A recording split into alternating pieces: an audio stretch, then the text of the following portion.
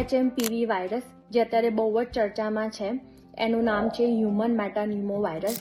આમાં ચિંતા કરવાની કે ડરવાની કોઈ જ જરૂર નથી. આ કોઈ નવો વાયરસ નથી. આ બહુ જ વર્ષો પહેલા શોધાઈ ગયેલો વાયરસ છે. એ સામાન્ય શરદી ખાંસીની બીમારી છે બસ. તો હવે આની અંદર મોટા ભાગે નવજાત શિશુથી લઈને 2 થી 3 વર્ષના બાળકો છે, મોટી ઉંમરના લોકો છે, જેની રોગપ્રતિકારક શક્તિ નબળી છે, એવા લોકો ઝપેટમાં આવી શકે છે.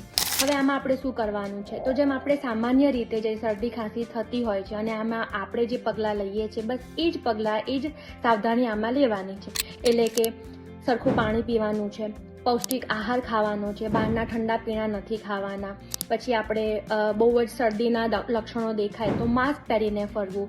શરદી ખાંસી કે ઉધરસ આવતી હોય તો હાથ રાખીને છીંક ખાવી, પછી હાથને સરખી રીતે ધોવા અને પછી જ જમવા બેસવું. એવી સામાન્ય તકેદારી આની અંદર રાખવાની છે. પણ આમાં ચિંતા કરવાની કે ડરવાની કે નાસભાગ કરવાની કોઈ જ જરૂર નથી. તમે વધારે ઇન્ફોર્મેશન માટે અમને ન્યાલ કરંગ ક્લિનિકમાં કોન્ટેક્ટ કરી શકો છો. Thank you.